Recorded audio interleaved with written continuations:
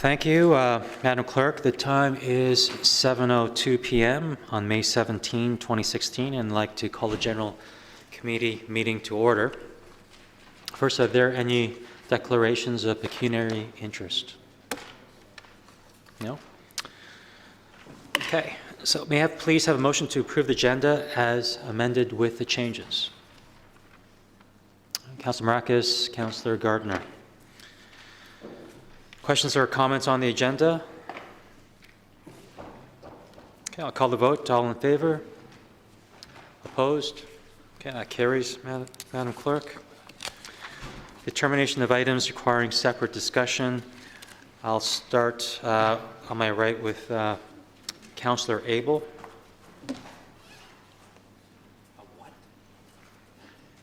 Determination of items requiring separate discussion. Thank you, Mr. Chair. If you could just give me another minute and come back, thank you. Sure.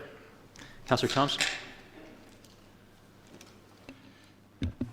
Items 5, item 6, item 9. Councillor Gardner. Thank you. To begin with, item 3, 11, 12, 14, 16, and 17.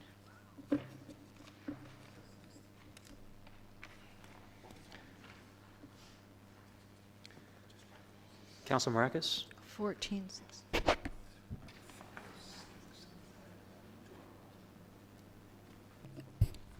If you can come back to me, Mr. Chair, please. Sure. Councillor Perry. Thank you, Mr. Chair. I think all of mine have been filled. Thank you. Okay. Mr. Mayor? Yep. Councillor Tom? They've been pulled already, thank you. Okay. So I'm just going to confirm we have items 3, 5, sorry, we'll come back to Councillor Abel. Thank you, Mr. Chair. Item 1. Okay. So I'll just confirm all the items that were pulled. Items 1, 3, 5, 6, 9, 11, 12, 14, 16, and 17. Councillor Thompson? Was the mayor's parking plan, item number 2, pulled? No. I'll pull that then. Okay, number 2. Mr. Chair, Yes. Councillor Thompson? Abel? I think we have a number of speakers on item 8, speak cushions, so I'll pull that, please. Okay. Okay, so I'll just, Councillor Gardner? Did anybody pull 15? No. You're going to do it next week? Okay, well, I'm sorry, but I have lots, so I'll just say them, and they won't all be time sensitive, but 2 and 4, 8, 2 is pulled, 8's been pulled. 2's been pulled. 7 has, oh, that's right, 7 hasn't been pulled. No. Okay, so 7. Were 11 and 12? Yes, I think Yes. those 12 I pulled. 13? Nope. Okay, 13. Can you confirm what she's pulling them? Thank you. So, Councillor Gardner, just to confirm, item 12 is the award of tender for the construction of the Queen's Diamond Jubilee, Correct? and 13 is the multi-purpose synthetic turf sports. Correct? Okay. Okay, so I'll just reconfirm the items pulled. We have 1, 2, 3, 4, 5, 6, 7, 8, 9, 11, 12, 13, 14, 16, and 17. Okay. So may I have a motion to adopt the items not requiring separate discussion? Actually, Councillor Kim, I know we won't get to it, but I may not be here next week, so 15, please. Okay.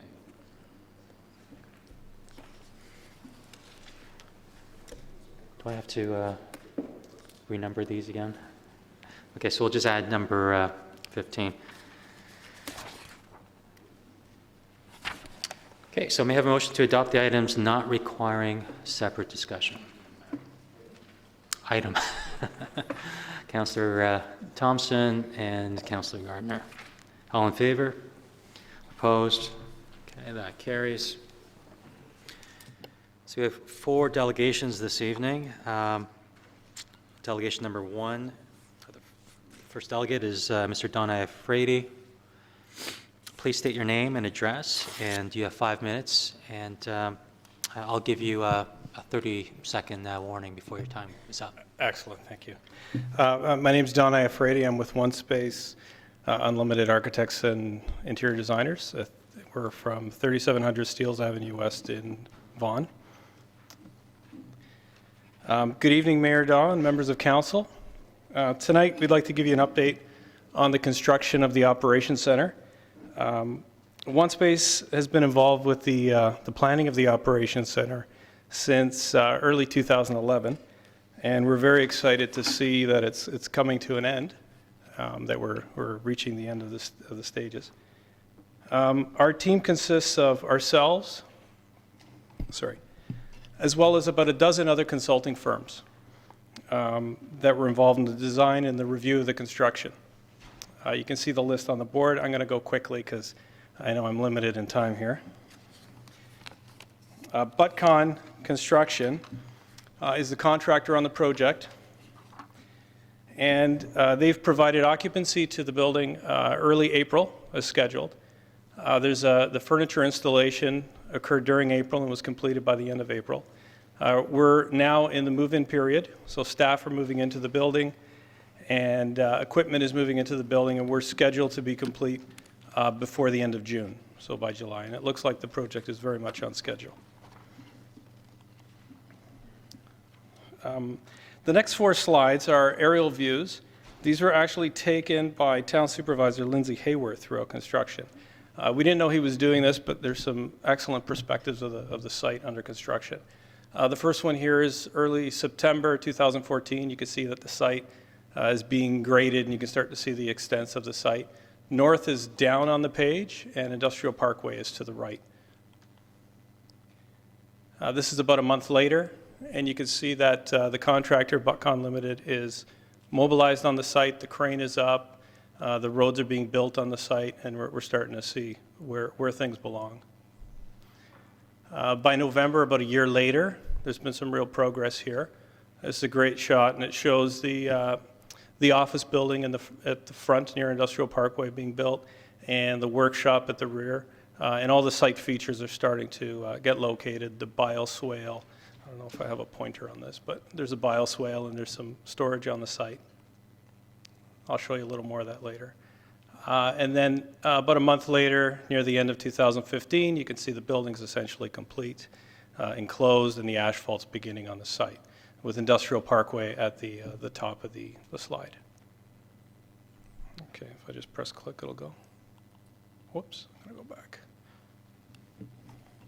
Okay, so during construction, the town staff installed a camera on the site, and this is gonna go by really quickly, and showing the construction of the building from the southwest corner of the site. So if you're driving north on Industrial Parkway, this would be what you see on your right.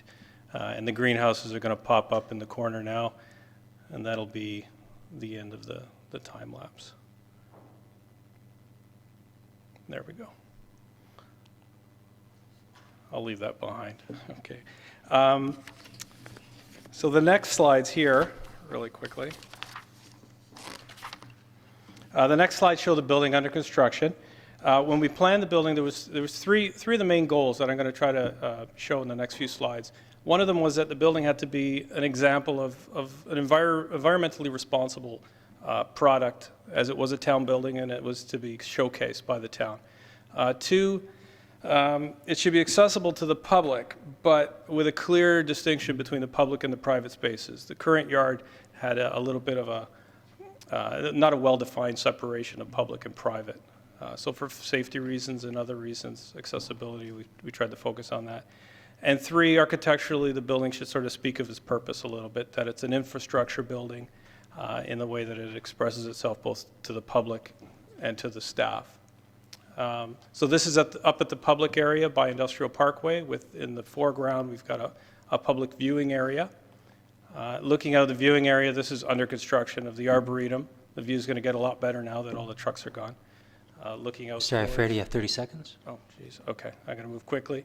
Here's the lobby, the interior, some of the natural materials being used at the entrance.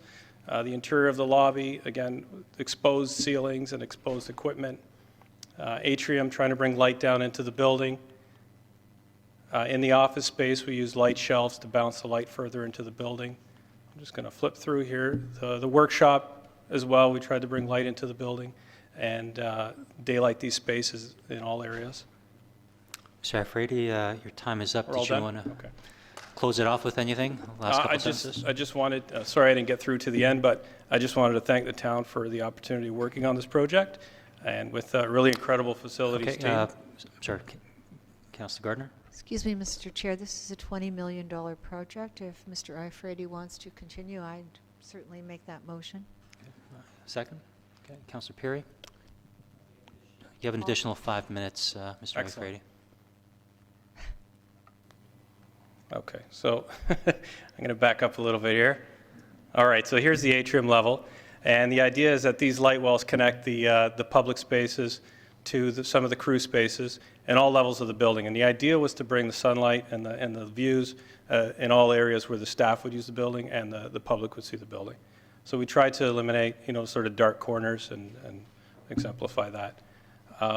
These are called light shelves, and you could see on the side that little structure by the window deflects the light further into the building. This also helped us with some of our lead goals in bringing the light deeper into the building and reducing some energy costs.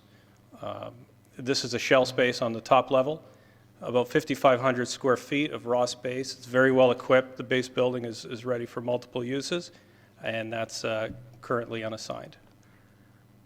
In the workshops, we've got about 100-foot wide workshop area throughout the facility. It's very hard to light the interiors of the space.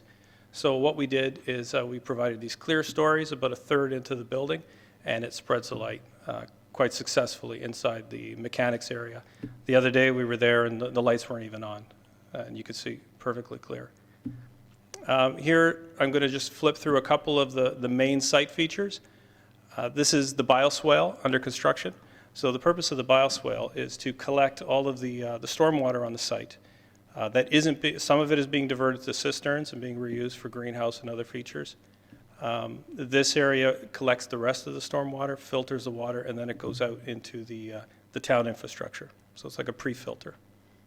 And it also prevents anything from going into the arboretum untreated.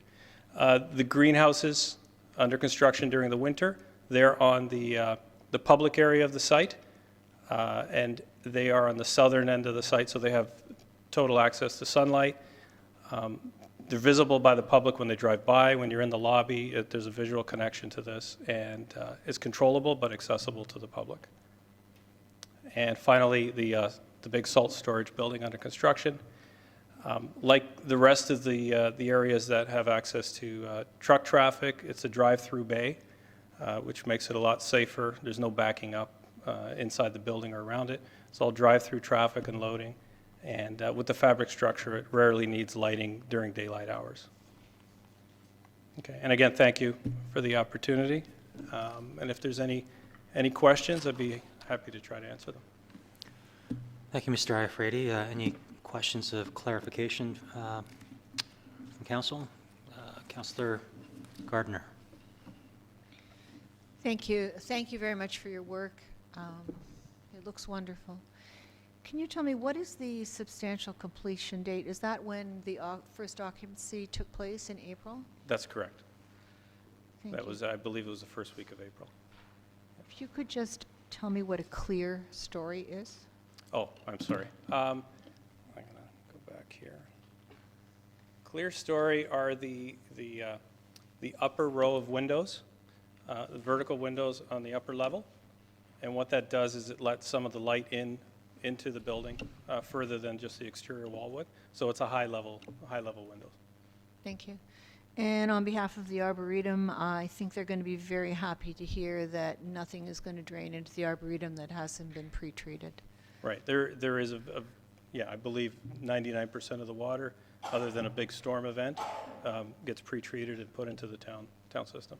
Thank you. Actually, not only the Arboretum, I guess we all in the town are appreciative of that. Thank you. Thank you. Councilor Marcus? Thank you, Mr. Chair. Mr. Iafredi, thank you for coming. It's quite impressive. I'm not sure if you can answer this. I'm just wondering when we will be having a open house to allow the public to maybe get a close look at the facility. I don't know the answer to that, but the Mr. director- CEO? Through you, Mr. Chair, that event is planned for in the fall. Okay, thank you. Okay, if there's no other questions, thank you, Mr. Iafredi. Great job. Okay, thank you. Okay, our next delegate. Okay, sorry. Motion to receive the presentation. Councillor Marcus, Councillor Thompson. Next delegate, Mr. Gilberto Peseggi. Please state your name and address, and you have 5 minutes, sir. My name is Gilberto Anthony Peseggi. My wife and I moved into 290 Kennedy Street West back in July 28th, 2015. A lot of the councillors and Mr. Mayor, you guys know me through email and through telephone conversation, so you finally put that annoying email to a face and you can finally see who I am. I, with a lot of my neighbors that are currently here this evening, well, a few of them are, we have a problem with the velocity and the speed that vehicles are traveling on Kennedy Street. Doesn't matter what time of the day it is, whether it's the morning, afternoon, or evening, at nighttime, you constantly hear vehicles stretching through the streets.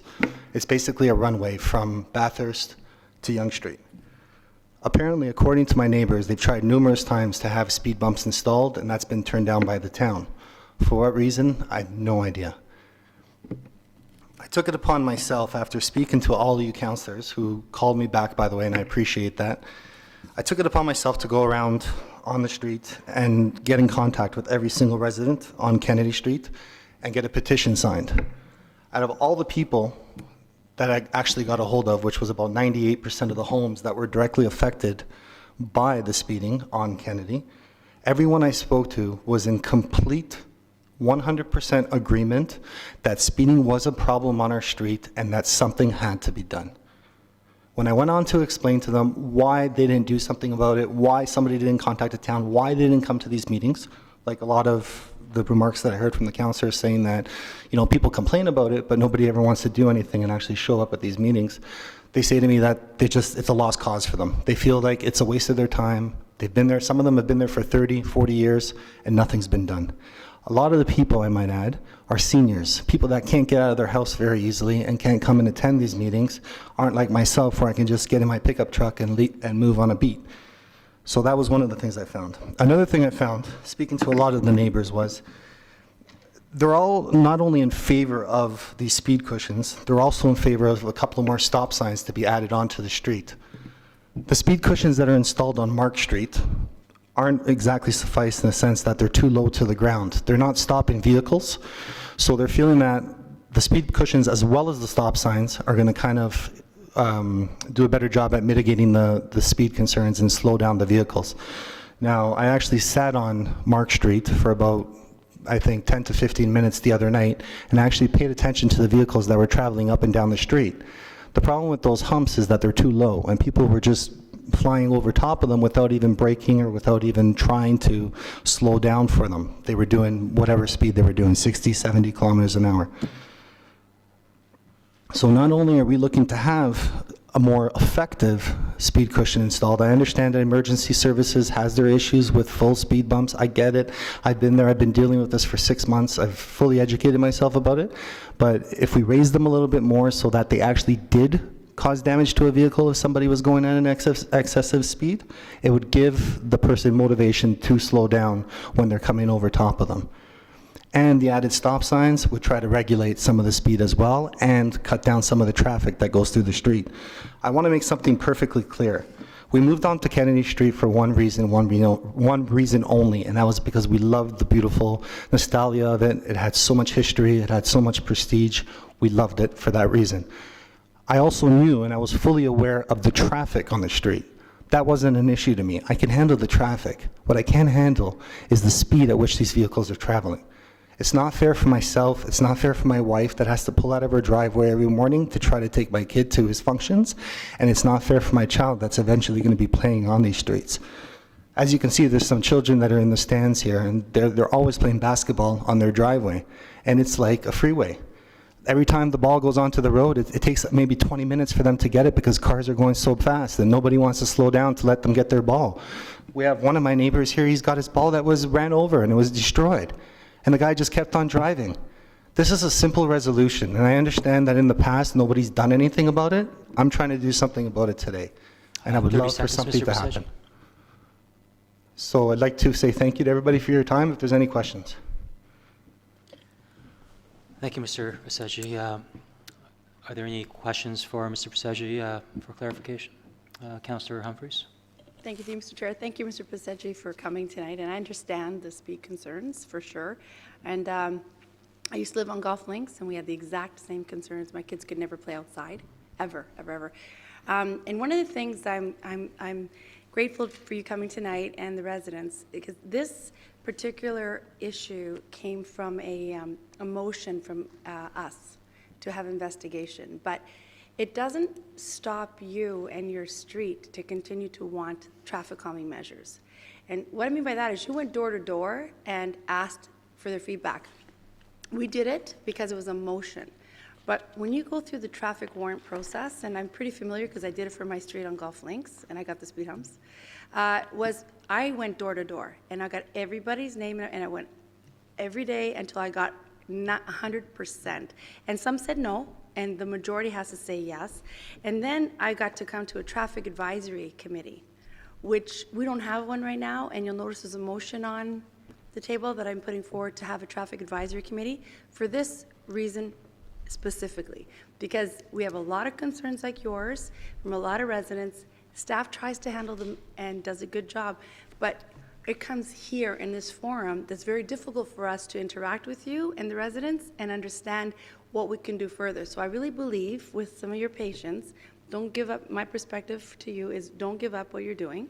Continue to go to your neighbors and get those signatures. I know it's not easy.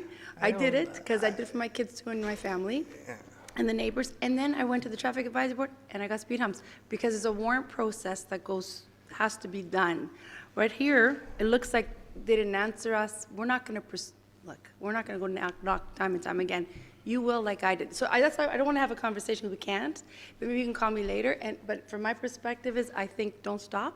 If you have a true concern, it'll be addressed. Sorry, if I can just say one more quick thing. I didn't bring up all the other topics about the survey and how I thought it was totally not conducted properly because it was surveying other streets. You guys know the way I feel about this. I've included this in all my emails. I brought up some good points. I've spoken to each and every one of you for at least 45 minutes on the telephone. I didn't want to bring it up. I only had 5 minutes. The actual process of how that all came down, one of the other things that the residents on my street told me were half of them didn't even receive or didn't actually see this survey. Whether it's they're elderly, whether they're taking it and throwing it in the garbage and not paying attention to it, I'm not sure. All I know is that a lot of the people I spoke to didn't even know about this survey, and every single person I spoke to was in favor of it. And to your point, through Mr. Chair, and I'll finish here because we should be quick. To your point, that's why it takes the neighbors to get together. I know it's not easy, but if you continue and get the signatures, the name, the number. I have all the signatures. That's all we need. Yeah, you have them all. Councillor Abel? Thank you, Mr. Chair. It's my opportunity to ask a question, and I appreciate that. How many neighbors and signatures did you get directly affected? I just want a ballpark number. Sorry, John. I believe on there was 3 pages. There was about 65, I believe, or 70 that I only went to the addresses that the roads, that the driveways were directly on Kennedy. So if somebody had the side of their house but had a Kennedy address, I didn't bother with them. Their driveways weren't facing Kennedy Street. So they're not affected directly. They're not affected directly by the speeding. The So people that are, you solicited those that were directly affected. yeah, and as I mentioned in the past, a lot of the people, and I've actually stood there and watched these cars speed by and turn onto the side streets, a lot of the people that are speeding on this road are people that live in the area. I'm That's well why aware. it proves the survey even more ridiculous. I mean, how does somebody who lives in the area that's actually speeding to get home at night, to go home, to have dinner with their kids, how would they ever agree to something being put in to actually stop them or slow them down from doing what they do on a regular basis? We find that it's the neighbors that are the ones that are speeding. A good majority of them. I wouldn't say all of them, but a good majority of them, I would say, are people that live on the road. I've actually proven it. I've sat out there and I've actually paid attention to it. So, and it's sad. Okay. Councillor Thompson? Thank you, and thank you again for being here and all the work you've done. Thank you. Just really about, in terms of what you're looking for, you know, as you've talked to us in the past, you know, you've compared what you think is the solution versus some of the other speed bumps slash cushions slash humps that are throughout the town, and you referred to Mark Street in the past. But just for a more relevant example, Kennedy Street does have some speed cushions, shall we say, closer to Yonge Street. Are you looking for something that's higher than that along your stretch, or similar to what's there on Kennedy Street closer to Yonge? The speed bumps that are east of Murray, I believe, right, east. The speed bumps that are east of Murray Drive, the height is great. I believe that you guys can't use the full width asphalt for emergency services, if I'm not mistaken. You have to have that break in the middle so that a fire truck axle can fit over top of the center hump. So something like that would be ideal, great, but I don't think they'll allow you to do that. All you have to do and still keep the emergency vehicle situation at bay and everybody happy is just increase the amount of asphalt so that it's high enough that if you drive even one end of your car, even one tire drives over it, it's going to affect your axle. It's going to affect your ride. You're not going to be able to just whiz through it like they're doing on Mark Street.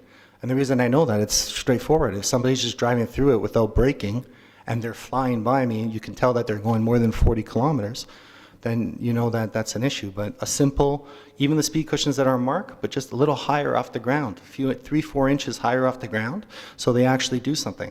Now, another thing, I was talking to Mr. Kim about, I heard about how much you were paying for these speed cushions in the past, $20,000, $15,000 to $20,000 a speed cushion. I have a contractor. I'm in the construction industry myself. A friend of mine owns a large paving company. He actually does work for Aurora. And I was speaking to him about it. He's telling me they're no more than $3,500 a speed cushion. So, I mean, like, I understand a $1,000, $2,000 price difference. That's fine. But we're talking $10,000 difference of price. I can get him here tomorrow in Town Hall to give you guys a legitimate estimate, if you like.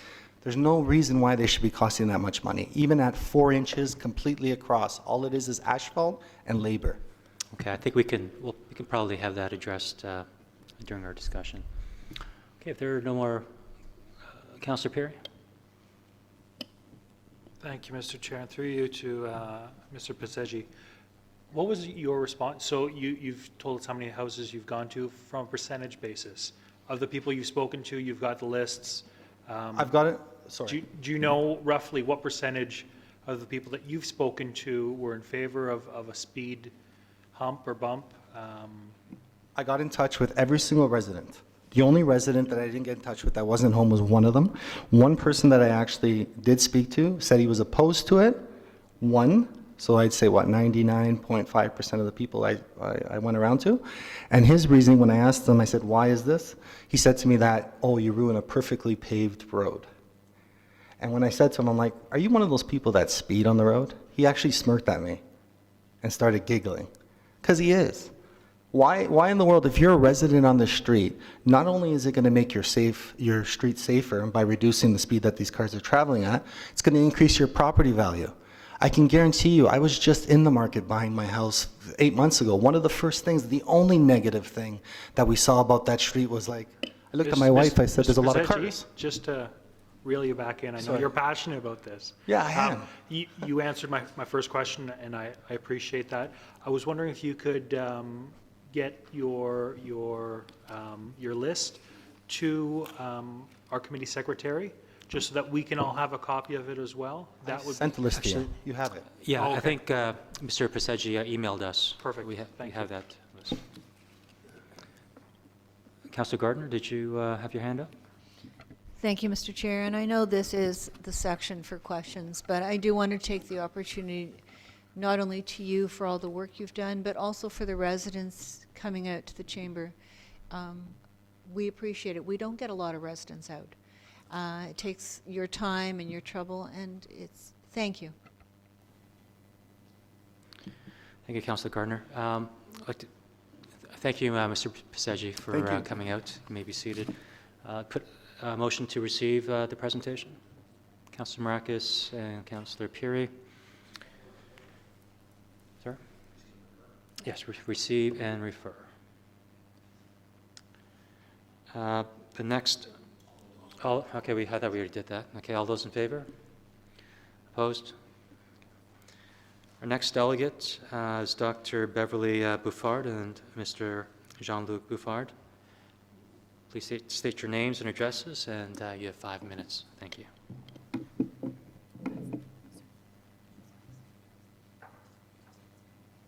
you. Hi, Dr. Beverly Bouffard, and this is my son, Jean-Luc Bouffard. Hi there. Thank you.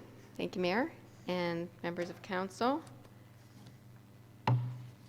Further to the speed bumps, just adding the human element here. I just wanted to give you some information because I read the report by the traffic department. I was speaking with Sergeant Aarons of the York Regional Police. On Friday, he called me personally to discuss the complaint zone that we had placed more than 3 months ago at our intersection at Kennedy and Corner Ridge regarding the speeding on Kennedy Street. I told him that in the 3 months since this complaint zone has been made, it's been made multiple times, but in this 3 months since, drivers are running over kids' balls. This is Mateo's ball here. Running over the kids' balls and speeding by. My son's friend was hit at the intersection. However, the car sped by. He didn't have any injuries, but he didn't know what to do. Told the officer that we've actually taken to walking into the traffic to slow people down with our dog. My son, before we came here today, screamed at a driver turning onto Corner Ridge because I was driving home and I heard him screaming, "Stop speeding." In 2011, we were here and a council member told us, why don't you just try to park your cars on the road to divert the traffic? Well, a resident, I don't know if they're here tonight, on Kennedy Street actually did that, and guess what? Her car got damaged. Her car was hit. So neither of these ideas are very smart or safe. Now, the YRP actually has been to our area only 5% of the time in the last 3 months. 7 charges were laid. There was 5 stop sign infractions and 2 speeding, and a separate investigation where an officer showed up at one of our neighbors' home and gave them a personal warning due to repeated aggressive driving.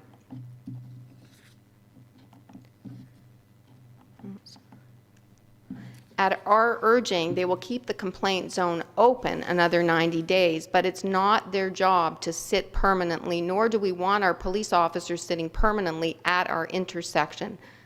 This is not the police officer's job. This is the town's burden to resolve.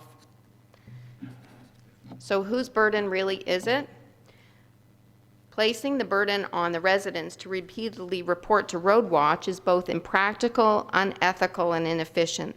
The children of this neighborhood, they didn't ask for the YRT bus line to congest their street. They didn't ask for Bathurst Street to be widened. They didn't ask for drivers to be so inconsiderate to run over their balls, to honk at them while they're lawfully cycling on the road. They just want to play. The criteria for Road Watch report actually is a valid license plate. How many kids are riding their bikes with a pen and paper in their hand or a phone where they're able to capture that driver's license plate? And how many adults are sitting on their front lawn with a video camera surveillance? Last Friday, we sat on Gilbert's driveway, and my son actually tried to capture people on video with his phone. It's virtually impossible to catch their license plates when they're speeding that fast. Now, speed has serious consequences when a pedestrian is involved.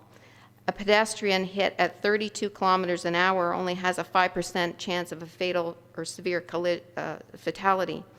but when hit at 64 kilometers an hour, which is approximately the speed at which most of the data shows that the traffic is flowing on that street, pedestrian has about an 85% chance of being killed. This is a quote from the Office of the Chief Coroner of Ontario, who conducted a pedestrian death review in 2010. The vulnerability of the human body should be a limiting design parameter for the traffic system, and speed management is central. It's not our children's job to report offenses to Road Watch. The town approved the development of the Kennedy Street Park in the 1989-88 time frame. They approved this community, the schools, the subdivisions coming into the new Golf Links golf course. The town now needs to ensure both pedestrian and 30 cyclist seconds, safety, Dr. Buffard. as these are all pedestrian generators. This is the third time at this battle for us here at the town council. My son loves this park. He doesn't want to lose his friends. I don't want to lose any of my friends being hit by a car. Imagine losing one of your best friends being hit by a car. That's really sad. Thank you. We appreciate your time. Thank you, Dr. Buffard. Mr. Buffard, any questions for the delegate? Thank you, Mr. Chair. Thank you for coming out. York Region Police estimate that there's about 5,000 traffic hotspots in York Region. So they just physically don't have the resources to do it. So we're looking for ways to help, and the sign that's on the screen there is one of the ways. One of the items that's come up recently in discussions is photo radar. Have you had any thoughts about that? Just curious. Would you with no pre-warning here or ability to think through, would you conceptually support photo radar? I'm just really curious. Absolutely. I actually spoke to, when Sergeant Ahrens called me back, he called on his off-duty day, and I was pleasantly surprised. He actually is going to set up a time for him to come over and show us how the radar works. I think that interventions are required. Startling moving into the road. It was actually when I'm speaking with him, I told him that we were moving ourselves into the road to slow down the traffic, and he actually finished my sentence. He said, to startle the drivers. I said, yes. This is what is required. I'm not convinced that photo radar. I would like to do my research on that and discuss further with the police, but I believe at this point a major intervention is required. Thank you. Thank you, Dr. Buffard, Mr. Buffard, for the presentation. Motion to receive and refer the presentation. Councillor Marakis, Councillor Thompson. All those in favor? Opposed? Thank you. And finally, our last presentation, Mr. Brian Wilson. Please state your name and address, and you have 5 minutes, sir. Again, my name is Brian Wilson. I live on at 325 Mavernack. Lived there for about 4 years, and have been a resident of Aurora for about 25 years. So fairly similar concerns to what we've heard from the other two residents. Obviously, my stretch is a little bit different on Mavernack. In the 4 years I've been on Mavernack, the speeding has gotten progressively worse. I tend to drive myself. Obviously, since I'm up here, I tend to be very, very cautious and drive close to the 40-kilometer-an-hour speed limit. But the vast majority of others do not. Pretty much every single day I'm on the road, I have somebody come up right behind me and ride my bumper the entire way from either St. John's or from Wellington right to my house. I've been passed, I've lost count of the amount of times actually on Mavernack, a residential street, where people have gone around me and passed me. Just in the past 2 weeks alone, my wife has mentioned on her way to work in the morning, she's had 2 different people pass her on the road. Again, this is a time when kids are walking to school, when buses are out, kids are out by themselves, so fairly dangerous stuff. I even had one incident where, I thought I'd be a little courageous and I'd maybe try to prevent the person from passing me. Wouldn't do it again because it infuriated them to the point where they got out of their car and started threatening me for speeding and trying to pass me on a residential road, but whatever, people decide to do it. On Mavronack, for the people familiar with it, we actually have roundabouts, which in theory and in concept, I actually like the idea of a roundabout. It does make things a little more efficient. Unfortunately, I don't think it slows people down. Without stop signs on the road, people tend to go around the roundabouts, and a lot of people almost use it as a slingshot. And as they're coming out, they speed up and they head up the road relatively quickly. And especially, really, I noticed especially in our part between where I am, between Spring Farm and Borealis, which is right where the Mavronack Park is going to be. Thank you again for that. But right where the Mavronack Park is going to be, and it's only going to get worse. When there are kids crossing, when there are people going to that park, it's only going to get busier. And part of the problem there is there's a little bit of a hill. So as people come down the hill, they tend to speed up pretty significantly. A couple of the delegates talked about, or one of the delegates talked a little bit about the survey. I think it sounds like most of us can agree the survey was not all that effective.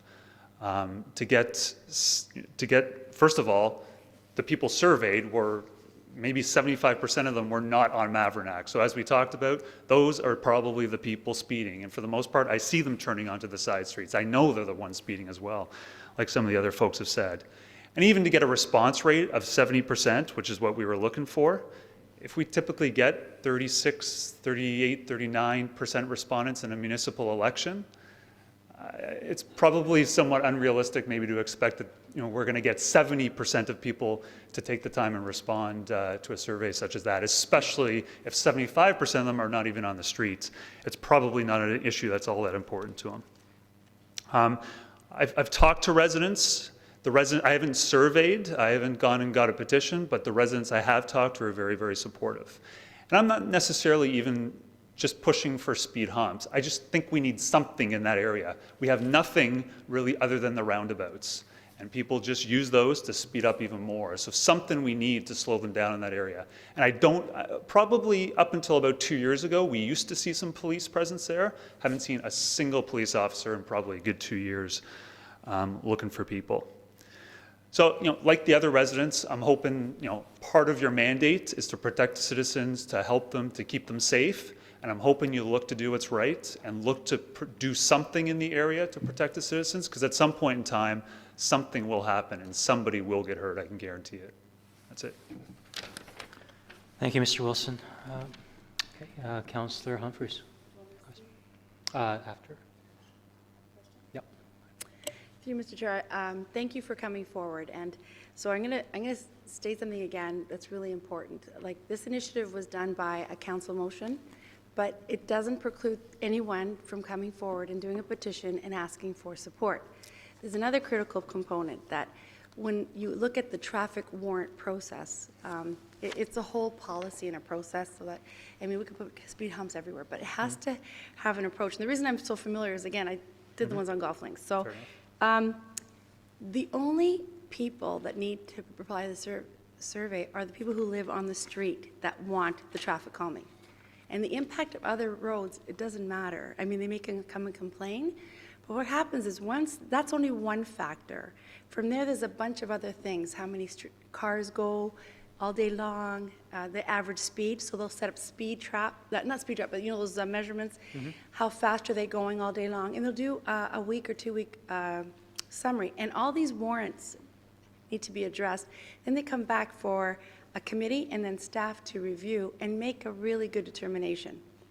The survey is the first piece, and you need 70%, I believe, of the people on your own street, not outside your street. It was an area, right? That some surrounding streets. Right, so I'm just sharing this with you. This is the actual policy. Okay. So that's why I don't want anyone here to lose hope, because it doesn't mean your streets are not, I think they do, just from the sounds of it. So one of the things that we have on the agenda tonight is a traffic advisory board. I'm hoping that council is going to support it, and what they'll be doing, council supports it, my apologies, that council will support, if that goes through, it gives a venue for the residents for these concerns and a body to really focus on that. It was here several years ago.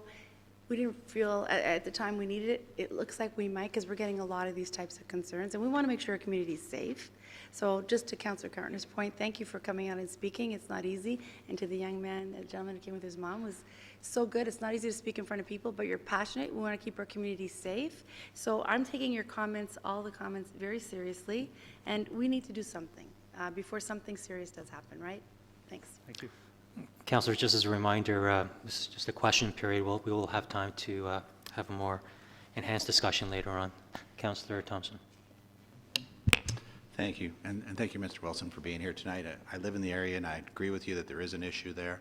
My question, though, really is, you know, the proposal on tonight's agenda really is just to place some sort of measure between Spring Farm and Borealis, but, you know, anybody that's driven on Mavronack repeatedly will know that it's not just that one section. I mean, question. would you agree in your for sure. experience that, you know, from Wellington all the way up to River Ridge, it's just as, traffic is moving just as quickly? Now, the one thing I will say is they installed a stop sign about a year and a half ago, maybe, right in front of Rick Hansen on Mavronack.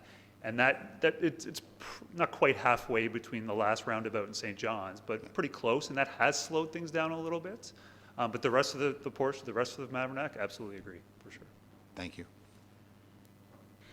Thank you. Any other questions? Okay. Thank you, Mr. Wilson, for presenting. May I have a motion to receive and refer the presentation, please? Councillor Tom, Councillor Humphreys, all those in favor? Opposed? Okay, that passes. So that ends our presentation portion. Do any of the advisory committee chairs have a presentation? No? Okay. I would imagine that many of you are here for item 8 for the speed cushions. We can move that forward. Are there any other items that the audience is interested in? Number 1? Okay. Okay. Number 1 and 2. Okay. Anyone like to waive procedural bylaw to move item 8 and 1 and 2? Okay. Councillor Thompson and Councillor Maracus. Everyone agrees? Opposed? It passes. Thank you.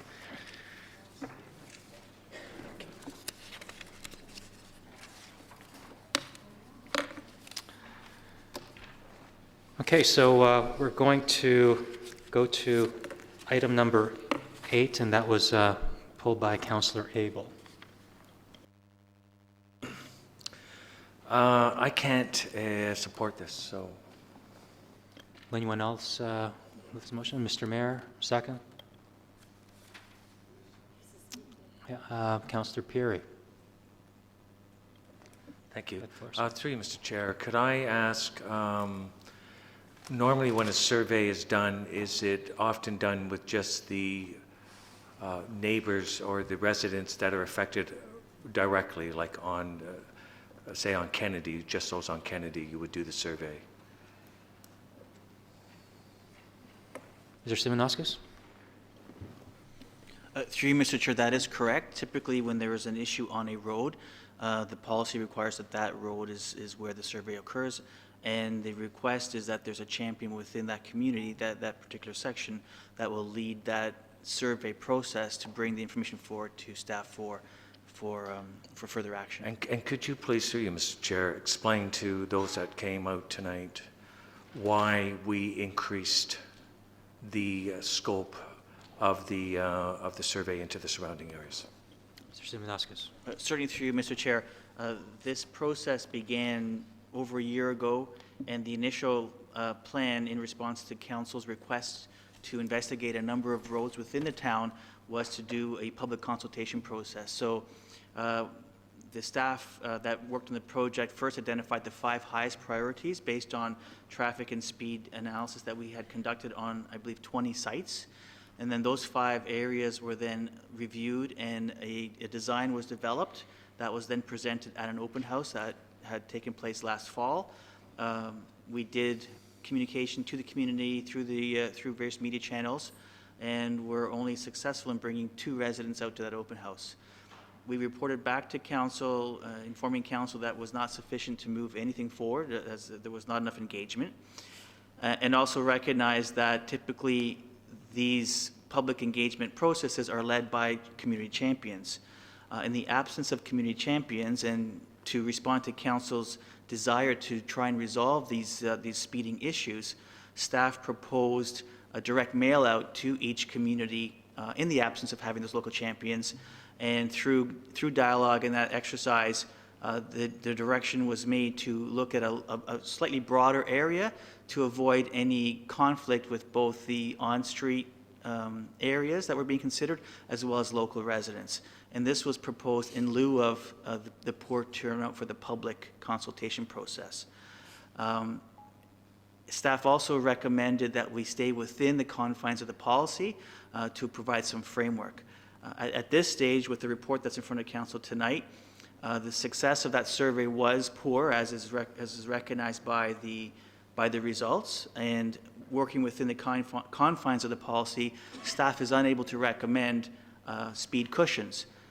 Now, if I may just add, from what we've heard with regards to the Kennedy Street delegations, if there is a local champion who can comply with the policy requirements and provide those thresholds of 70% of that requirement, then that provides us additional information that we currently don't have available to us. Thank you. And my time is going, but I wanted to know if we had just surveyed the streets as we normally would do.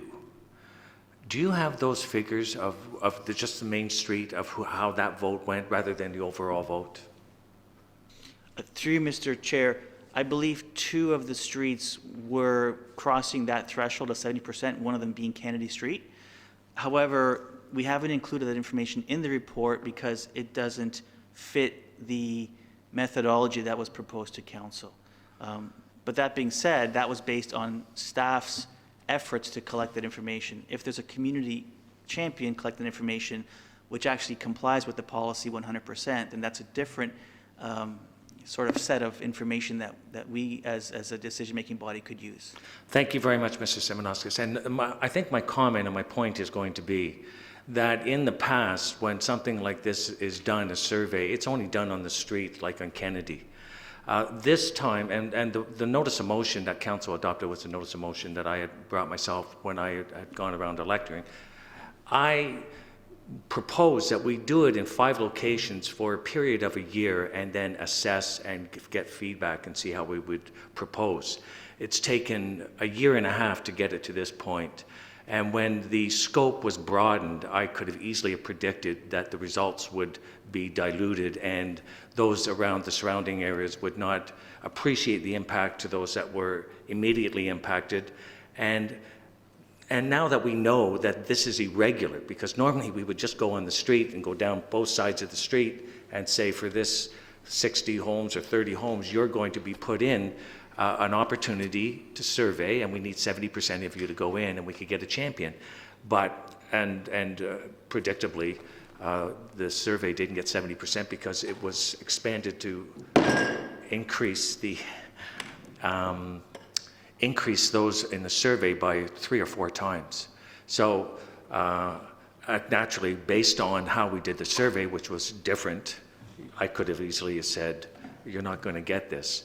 It's a shame because we could have employed these, and $15,000 for each speed hump was probably for 3 or 4 as it went down, maybe a half a kilometer, and it probably would have been a lot cheaper, as the gentleman explained. Some people were misinformed, thinking it was $75,000 per, but what it was for the total of 5 streets, it would be somewhere around the $75,000. It could easily been a lot less. And we could have had those results and seen the impact easily by this time.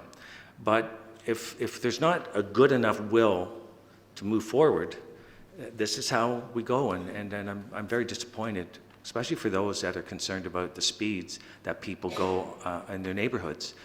We all live in this community. People are bound by their cars and often drift quickly in their fast-moving vehicles.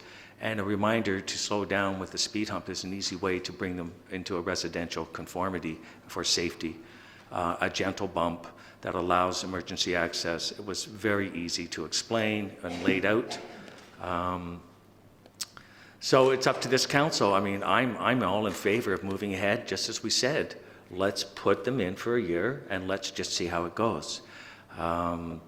We can have a safety advisory committee, but you're going to run into the same sort of thing. I mean, the safety advisory is going to now have to go through the same sort of survey. I think we're ready to take some action. The concern is real. The people have come before us, have explained it, and we have an easy solution that's employed, say, in Vaughan. They have 250 or 280. The City of Toronto employ them. In the absence of being able to enforce with police and radar, this is an effective way to bring people to slow down for the safety of our residents that are there to enjoy their homes and their residence with their children and family. I'll be interested to see what other councillors. I've heard all kinds of reasons why, neighborhoods and you can cut through and different things, but really, let's just try it in a couple of locations. We have a couple of great champions that are here that want to see it, and their neighbors want to see it. There should be no reason why we wouldn't go ahead and at least do that. There's no excuses. Thank you. Thank you, Councillor Abel. Councillor Perry. Thank you, Mr. Mayor. Through you to Mr. Simonauskas, you said that one of the streets that achieved more than 70% was Kennedy. If you were looking at it strictly on responses by the affected street, what was the second street you said achieved the 70% threshold? Through Mr. Chair, I'm sorry, I don't recall what the second street is. I didn't come with that information tonight. I was trying to focus on the process that we have in front of us. But what I can do is bring that information to council for the council meeting next week. I, like Councillor Abel, foresaw this problem. I sent an email suggesting that we should be tracking this additional information so that we are aware of what the residents on the street would like to see. I'm fine to move forward with this right now tonight, but ultimately if there's two streets where 70% of people on those streets want speed bumps put in place, the way our system works, tonight we make recommendations for next week, and I think it makes sense that we would, once Mr. Simonauskas has that information for us, put forward one motion at the right time and move forward with those two streets. I think it's an easy solution. The residents like it. The residents want it. So to sort of move us along in the right direction, otherwise it could be a very long night. But I think it makes sense, and those two streets, whatever the second street is, want it. So I think we should just move forward on that. Thank you, Councillor Perry. Councillor Humphreys. Through Mr. Chair, so a couple of things. Definitely, if there's over 70% on this street and the other, it qualifies for the moving forward. If speed humps is what it is, I'd like to see all the rest of the warrant processes fulfillment. I think it's important just to make sure that the right traffic calming is installed. It could be better than speed humps. I don't know what it is, but I just want staff to take a look and make sure we do the right thing to put the calming in. But I don't think we should delay Kennedy or probably Mavronack or whatever the other item is. But just to bring it back to the fulsome discussions, I wish I had put that traffic thing earlier, because the whole warrant process is laid out very clear, and we could have been, to Councillor Abel's point, way ahead of this. And when we had heard that the expanding areas were included, we all knew that the streets outside of the ones that aren't concerned don't want speed humps, because they're the ones using those streets. So really, it's a shame it went this way, but I think we can recover quickly if we take a look at those two streets, move forward on the traffic safety for those streets, but then carry on and take a look at those ones that we said absolutely no. See if there's a champion on each of those streets that want to go to door to door, because that is part of the warrant process. That someone in the neighborhood or a few people are really passionate, they go to door, and that's the first step. And after that, things do fall into place. And traffic, you cannot deny the traffic warrant process. If it's a safety issue, it's going to get addressed. So I think we move forward with those two. Councillor Marcus. Thank you, Mr. Chair.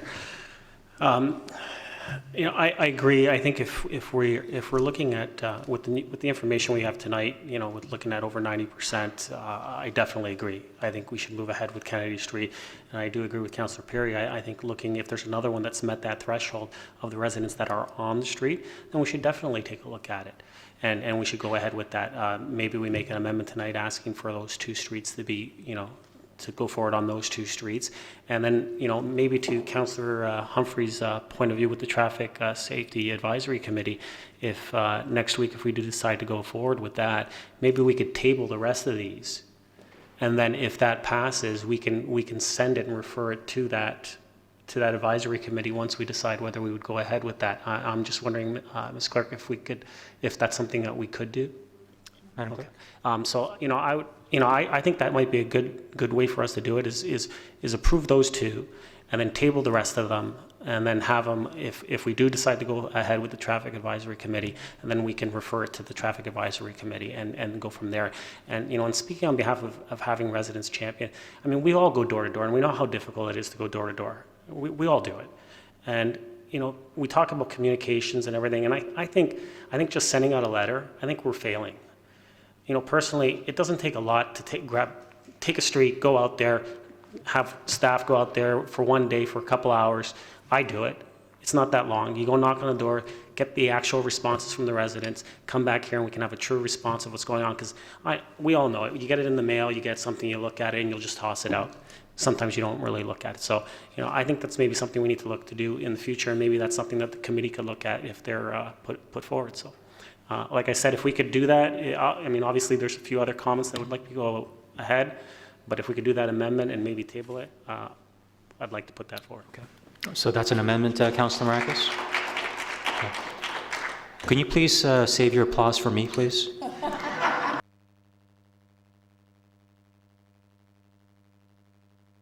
So you'll put that amendment forward?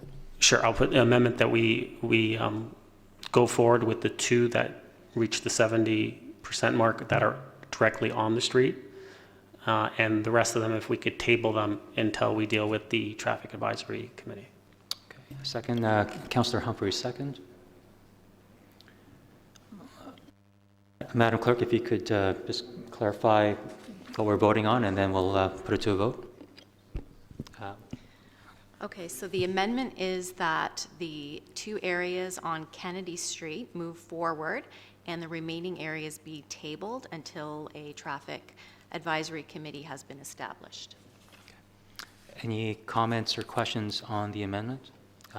Just a point of order, that's contradictory to what we have in front of us. I know that we're all on the same page. So maybe we'll split this and then we'll put that other motion on the table?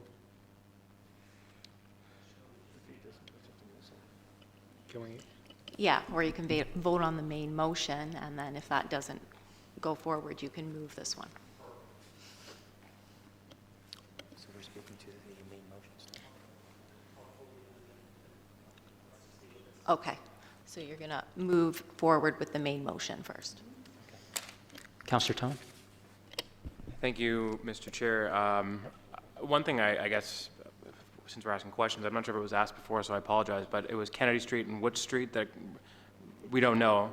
So, that's pretty important, obviously. So, I know we're talking the main motion now, so I'll wait till that takes place before I comment on it. The methodology was interesting. This policy that this report speaks to, is this our regular policy, or is it different because we expanded the scope, or is it the same, the policy is the same whether we expand the scope or not? Through you to Mr. Simonovskis. Through you, Mr. Chair. From a policy perspective, the appropriate approach would be to look at the street specific to getting the treatment. However, in dialogue in this forum, it was clear that there was a desire to expand that scope because the initial consultation process was looking at a broad community feedback. So I guess the risk was if we just look at specific streets, we're going to lose sort of that community context. That's outside of the policy. However, it was something that we've moved to get to this point in time. If I may suggest, though, just to help council through this process, As we've heard from the delegate tonight, there has been a petition done on Kennedy Street which actually totally conforms with the policy, and I would prefer that the decisions made based on the petition that the gentleman tonight presented, because that then fully conforms, and it takes us away from the staff-conducted survey, which some may suggest isn't the right approach. And I would be concerned that, although we have residents tonight here who do want speed bumps, there are almost as many who don't want them, and I don't want to dissect our survey process to identify one or two streets that conform, because the intent of the survey was not to focus on that specific street. So if I may ask, we can definitely take the information that's been presented tonight from the champion for Kennedy Street, and that will totally conform with the policy. And I would also suggest that we seek out champions in the other areas to do a similar door-to-door petition and discard the survey results so that we don't run into any issues with those who don't want the speed bumps. That's just a... Thank you, Mr. Simonovskis. I guess I should have been a bit more clear in my question, because I was more trying to get at the 70% threshold, not necessarily, I know we expanded the scope and we kind of went over that already, but the only reason I ask you that is because it was spoken about how, municipal elections get poor turnout, and people tend to be, have even poorer turnout for these types of things. Although I will say that when we do mail out notices for public planning, the chamber definitely gets full with that. So I think it depends on what the issue is, perhaps, because censuses are also delivered by mail, and people have to fill those out as well. So I think perhaps it depends if it gets your dander up or not. But I just wanted to mention, because perhaps it's from a council policy perspective, we need to look at it, because right now we say 70% of the residents on the street have to agree, and it's not the respondents, it's the total number of residences. And I did some quick math, and on just the responses that we have in the chart on page 49, Conover got 86% of those who responded wanted the speed humps or speed cushions. 61% on Kennedy Street wanted, 56% Mavernack, 70% McMaster, and 56% on Stone Road. I'm not saying that those, just saying that the data might be different if you are asking for those who respond what the percentage is. I'm not saying we should go that way, but maybe it is a better way to go. I'm not sure. I don't want to throw any more time onto this because we have a lot of stuff to cover tonight, but I'd be happy to look at the two streets that we have the data for and move forward with those. Thanks. Before you go around for a second round, just my thoughts. I appreciate the concerns that residents have. I know, like Mr. Wilson, I'm not far from Mavernack as well, and I always question those roundabouts. I know it's kind of off topic, but it's almost like cars are attracted to them, like they're using the magnetic force of the moon to generate acceleration. And a lot of these people don't know how to use these roundabouts, because I often find myself stopped so that 3 in a row, 4 in a row can get through there. So it doesn't seem to make a difference. So I do recognize that speeding is an issue. I also understand that there's process is important as well, and that we follow the process. So it'd be interesting, some of the suggestions that we've heard is very encouraging. Councillor Marakis and Councillor Gardner. Councillor Gardner, sorry. Thank you, Mr. Chair. I haven't had a chance to speak. Again, thank you to everybody for coming out, and I would like to say this is democracy in action. You've just proved that it works. So with respect to the suggestion from our Director of Infrastructure, I agree. We should go forward with the hard data that we have for these two streets. I also agree that the process is very important. This Councillor Humphreys knows, because she was before that Traffic Safety Advisory Committee. I know because on my first 2 terms on council, we had that Traffic Safety Advisory Committee. I will tell you, it is the most difficult committee to have and the most difficult committee for councillors to sit on, but obviously it's very important. And it does follow process, and council has to be all about process. So thanks to Councillor Humphrey for putting that notice of motion forward, and I would be very pleased to second it. We've spoken to it many times at this table, and here we are. So I I hope you understand what we said, that we have heard you with respect to Kennedy Street. We also have another delegate, Mr. Wilson. I don't know where we stand with his street, Mavernack, but we are going to be putting a park there, and we know that it is going to be very well used. So, Mr. Simonovskis, would you come? Are you coming back next week with the second street?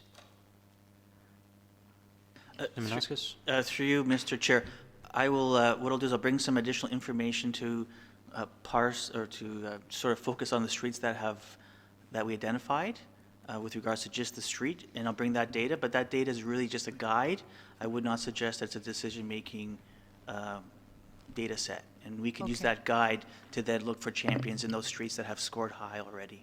Thank you. And whatever we decide next week, hopefully you'll be in touch with Mr. Wilson to tell him how he can go forward to try and get the protection for his street. Thank you. Councillor Thompson. Thank you, Mr. Chair. Much has been said, and I would agree. We have 5 streets in front of us, and I agree that each street has an issue. I don't necessarily think that the same solution is needed for each of those 5 streets. I think it's been shown tonight that, Kennedy conforms and is certainly in need of the speed humps, bumps, or cushions, however we want to define them, as the solution for it. But similar to the comments of Mr. Wilson, who spoke about Mavernack, I'm not sure if the speed bumps are the right solution for that street. I mean, it's a kilometer straightaway broken up by the roundabouts at increments, and so maybe, like in our report, it talks about alternative measures for traffic calming with the speed boards and so on. Maybe we take an incremental approach to some of those streets. Similar to the suggestion, I think that we wait for the data to come back, and those that met the warrants, we go forward. We know Kennedy has, and we'll find out what the second street is. But those other 3, maybe we could take those other incremental measures that don't have the same sort of costs associated with it, and then continue to monitor it. But I think there is an issue. We need to do something, as we've heard tonight. I just don't know if speed bumps in all 5 are the right solution. Okay, if there are no further comments, Councillor Abel. Thank you, Mr. Chair. So, so what we're hearing is that because of the good work of one resident, we're going to go ahead. There seems to be a will there. And Mr. Simonovskis is going to come back with some data that will show that in each case, those that voted in favor of just the street that is affected, you're going to supply that information. And right now you're suggesting that we not go ahead with that information until we go ahead and get a champion and go forward. And also, we've seen a lot of support for Councillor Humphrey's committee recommendation in her notice, and we've heard lots about that.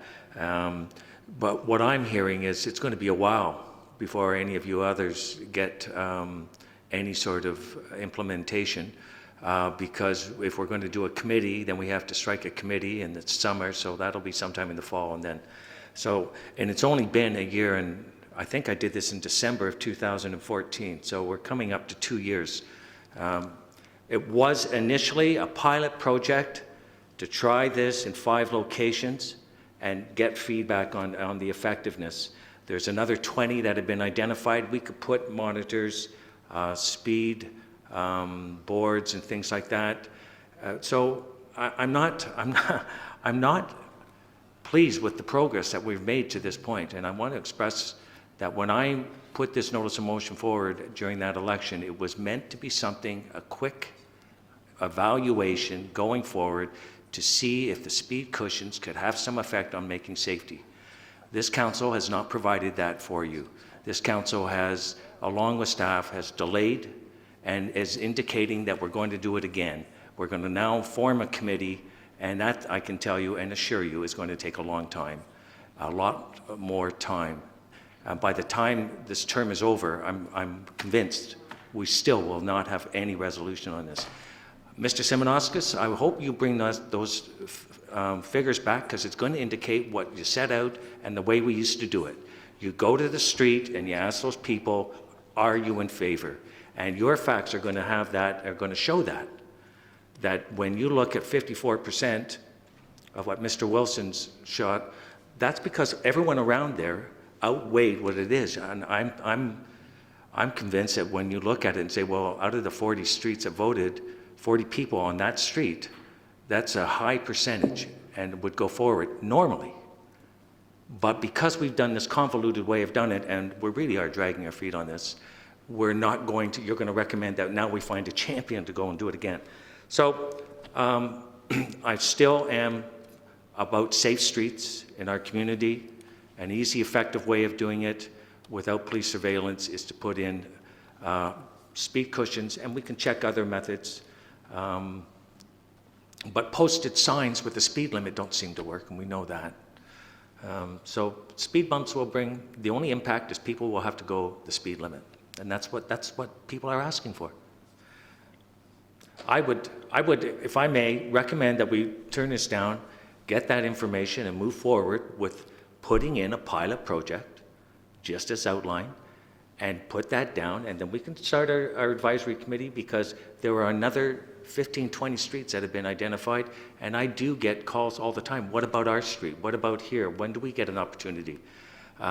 So we have to get on with it, folks. Let's just get that pilot down and get it going, and we can text the results and invite through the committee other ways of doing it and other streets that have problems with people that speed through.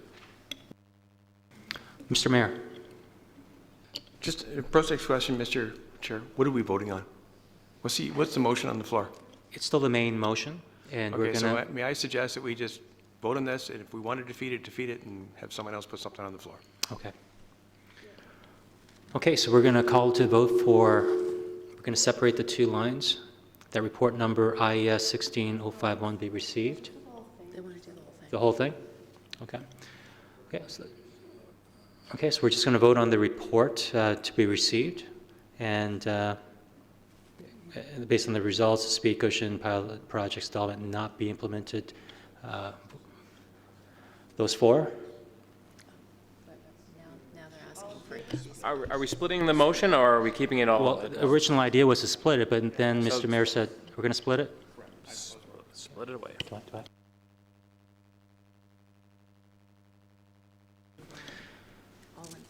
ask all in favor for receiving Okay. report number? Okay, so all in favor to receive the report, IES 16051 be received? Opposed?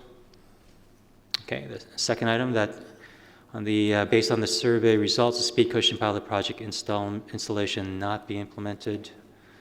Those for? Against? Okay, that's defeated, and who would like to put a new motion? Councillor Maracus? I would put a motion that we move forward with the implementation of a pilot project on the 5 identified streets, subject to the, I'm getting a lot of groans. Why doesn't someone else do it then? I think if Mr. Simonauskas comes back with the information that says it's correct that you have a high percentage going forward, we should go forward with it. So that's what my notice of motion is. We know in one case there was a champion and got that information, and Mr. Simonauskas is going to bring back and say on Mavronac, those people on that street affected, this is how the vote went. If there's enough, we move forward with the pilot project. That's a long notice of motion, but Councillor Maracus? I was just saying, how about we just go with, we all know that Kennedy meets it. So how about we just say that we will move forward with Kennedy Street, and upon information coming to us next week, we will make that decision on the rest of the 4. How about that? Okay, that sounds good to me. Madam Clerk? Okay. Well, I'm just saying do Kennedy for sure. We'll stop in a second. Councillor Humphreys? Would you mind reading back the motion, please? So it's that we move forward with Kennedy Street, and upon additional information being provided next week, council will make a further decision. Great. All those in favor? Oh. Thank you, Mr. Chair. I mean, I don't have a problem with it, I suppose, but nothing's going to be decided until next week anyways. So this committee will make recommendations. So why don't we just wait for the new information and then make a decision next week? Why can't that be the motion?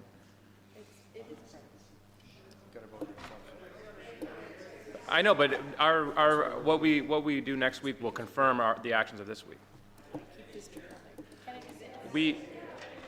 I understand, I guess, I understand that, but nothing is decided today. Mr. Chair? Okay, everyone in the audience, please be quiet, please. Mr. Mayor, and then Councilor Humphreys. Thank you. First of all, Mr. Chair, I think a question of privilege for you. You have not received your applause yet. Just saying.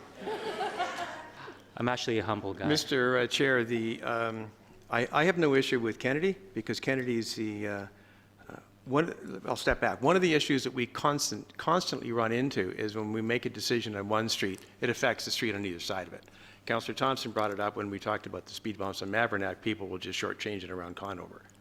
So we have to be careful what we do here because it does affect it. Kennedy, there is no real, just looking at Google Maps here, there is no real alternative to going from Bathurst Street to Yonge Street.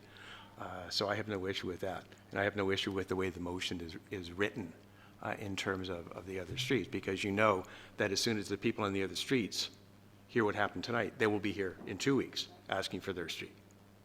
So we all know that.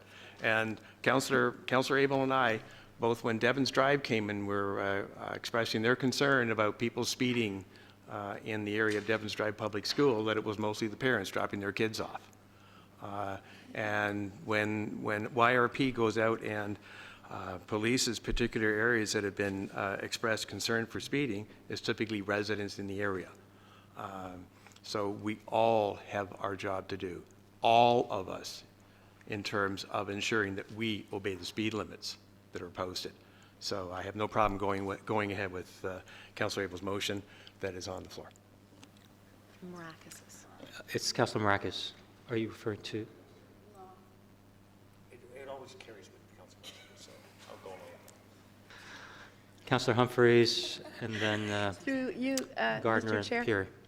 I support the motion on the table, which is to have Kennedy Street move forward. The others will have information next week. And what's really important, and specifically for the people that are here tonight, there is an absolute strict process on how this gets done. Kennedy's done their job. They've already got over 70%. That's one step. There's a 3-warrant process, and it protects everybody. It protects the safety of the people on the street, and it protects the people around the street. So we'll say speed humps, maybe that's the best. Maybe there's even something better than speed humps, whatever it is. So if it's speed humps tonight, or we're going to vote for that, that's fine. But for me, it's really important that when we move forward, I know Councillor Abel was really anxious. It's over a year that he's put his motion on the table to do this pilot project. It's important because I was so involved in one issue that happened over almost 10 years ago. It's whatever we do on that particular street for safety impacts all streets around it. Maybe not so much Kennedy, but others. And people all want their streets safe. So the whole community, every one of us wants speed humps because the streets will be safer. But we need to do the right things for everyone. So for me tonight, let's move forward with Kennedy Street, 100%. They have more than 70% of the people on that street already said yes. Move forward. So it goes on the next 2 steps. Speed humps it is. And then I think we are going to be in a good position next week to understand what the exact answers were for the other 5 streets. Or 4, sorry, thank you, other 4 streets, and we'll know more what we want to do with those. But then moving forward, I think we really need to go back to the original process, policy, that committee, and all issues will be funneled there. It's so evident. We should have done this a long time ago. Councilor Gardner.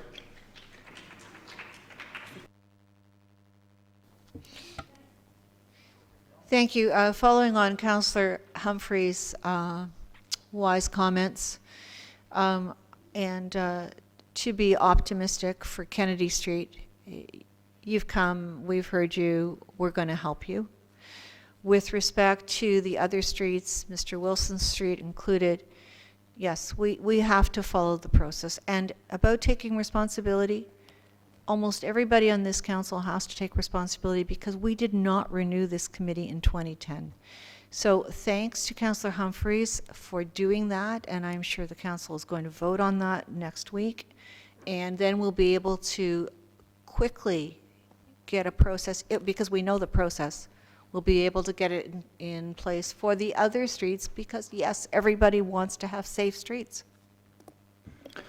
Councillor Perry? Thank you, Mr. Chair. I just want to make sure everybody in the audience recognizes our structure. I think Councillor Tom alluded to it, but just so everybody knows, there is no formal decision being made tonight. All of our decisions are made at council meetings, and this is a committee meeting. So I just want to make sure everybody in the audience knows that the decision we're making tonight isn't a full and real decision. It's only a recommendation for next week. I have a very good feeling that it'll pass next week, but I just want to make sure everybody in the audience and who's streaming this recognize that we're not actually making a formal decision tonight. That decision gets made next week. Councillor Maracus? Are you?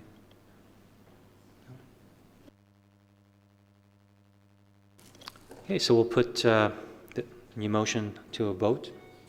All in favor? Opposed? Okay, that's unanimous.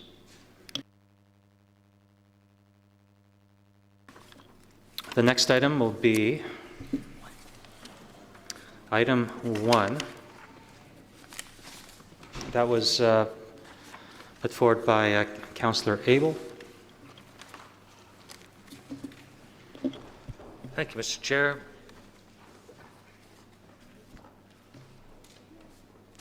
I'll put the motion on the floor.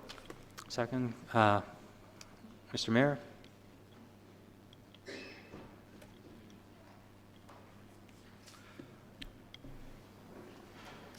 can go ahead, Councillor Abel. Thank you very much, Mr. Chair.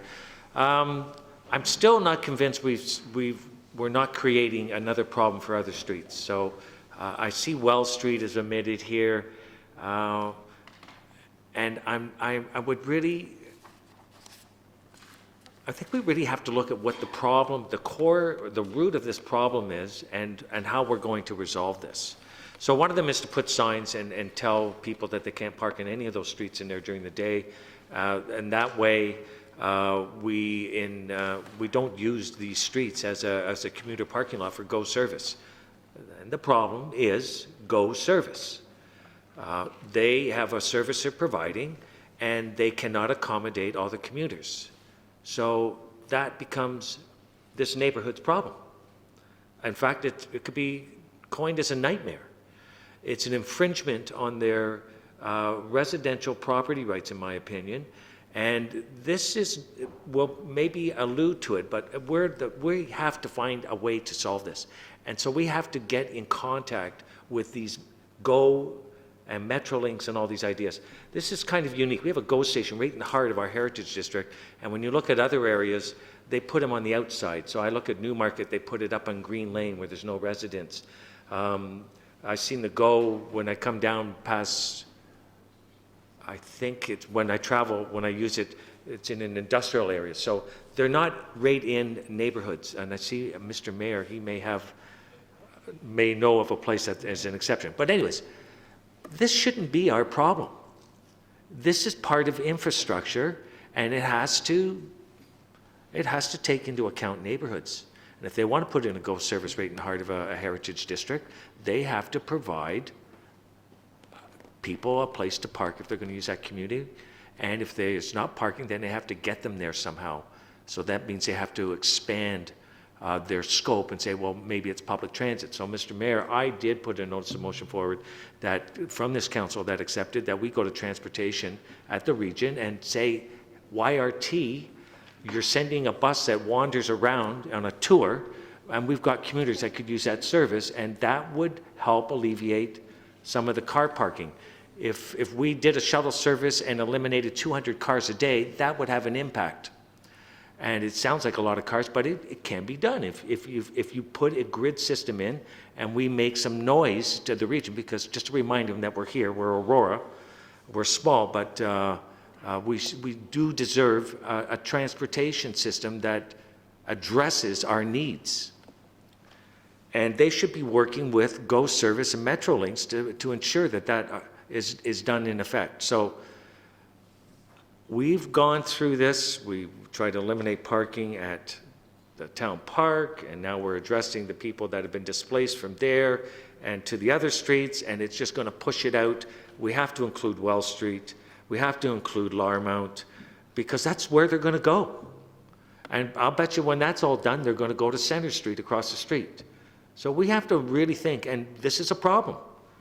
And we have to tell the people at York Region Transportation that this isn't something we're looking down the road in 10 years when they put an underpass or something in there. We need something done. It's, again, another pilot project to see if it's an effective way of trying to alleviate this big problem. So I'm in support of most of this recommendation. I do want to expand it to the other streets that are involved. And those are my comments, and I hope I get support, or another councillor can bring it forward. I'll support it. Councillor Tom, then Humphreys. Thank you, Mr. Chair. And yeah, I agree. I think that we have to put the pressure on to Metrolinx and GO to provide to provide the adequate parking for the service that they're providing and find the solution, because it's unfair for them to provide a service and then burden the town and the taxpayers in the neighborhood with an unfair situation, as Councillor Abel mentioned. I am not in favor either of the 15 parking spaces at Town Park. The reason I'm not is because the ink is barely dry on that policy that we just passed, which was to ban parking at Town Park, and now we're 2 council meetings later saying, well, we'll allow for 15. So for me, I think we have to wait a bit and see how that works out before we just go right back and allow people to park at Town Park who are using the GO station. And I agree we need to include Wells in the short term on this this evening at the very least. The other thing I'd mention is that on page 43 on a different report, it talks about the parking scenarios of the other municipalities in our area. And that's relevant in the case that most streets in Aurora you can park 24 hours during the summertime. There's no parking restrictions. In almost every other municipality, there's a 3-hour limit on all streets. So the fact that we're doing that in this area to curb GO parking is creating 2 levels of service between one part of town and another. So again, we need to stress that to Metrolinx, because it's unfair for a resident who happens to live near the GO, not allowed to park on the street outside their house for more than 3 hours, but someone who doesn't live near the GO can park for as long as they would like. So I think if we're going to have a policy, it should be consistent. And I personally like the fact that we can park on our streets, because it provides residents with options when family and friends come to visit their homes. So space permitting.